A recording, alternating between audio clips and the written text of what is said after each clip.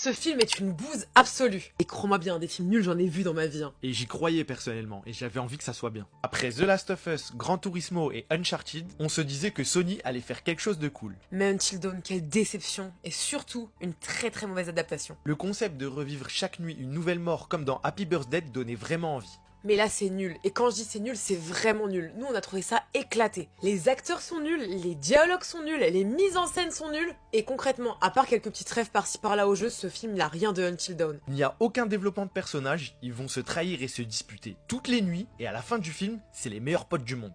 Carrément, il y a une des meufs, me demandez pas les noms, je les ai oubliés tellement c'était rincé. Elle tue son mec, parce qu'elle en a marre de lui. Et à la fin, ils sont ensemble comme si de rien n'était. Et au niveau du scénario, il n'y a rien, il n'y a pas de développement, on n'apprend rien sur les personnages, c'est juste mourir, revenir, mourir, revenir, mourir, revenir, mourir, revenir, fin du film. Je vous jure, c'est vrai, fin du film. Et même au niveau des screamers, il n'y en a aucun qui passe, et moi je suis sensible à ça. Hein. Le sang était super fort dans la salle, ça a rien changé. Et pourtant, j'ai l'habitude de jouer avec un casque à fond dans les oreilles ou même d'écouter la musique à fond. Et là, c'était vraiment beaucoup trop fort. Alors avant de passer aux détails, le truc que je trouve le plus ridicule, c'est dans sa tête, ça s'est vraiment passé, il n'y a rien qui expliquait, on n'a rien compris.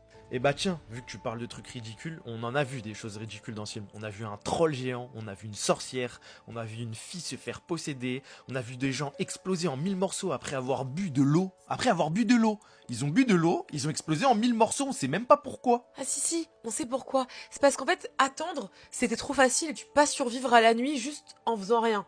Donc apparemment, l'eau, elle te fait exploser. Hein?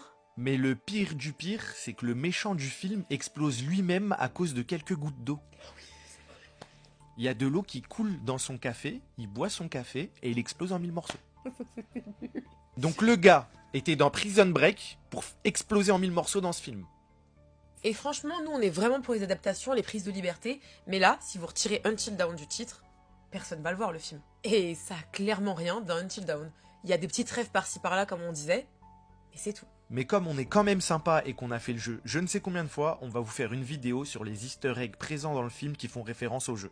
Bon, il n'y en a pas des masses, hein, mais c'est juste pour vous faire kiffer. Et c'est vraiment juste grâce à ces références que le film s'appelle Until Dawn. Mais juste parce que j'ai pas assez gueulé sur le film, on en parle du fait qu'ils mettent la tête de Rami Malek dans le jeu, dans le film.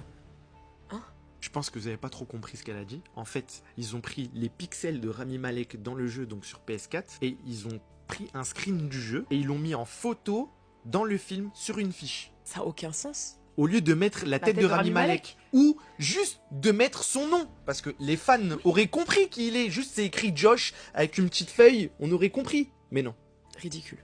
Et ce qui est vraiment dommage, c'est que le scénario d'Until Dawn dans le jeu, il est parfait. Il y avait vraiment de quoi faire un vrai film.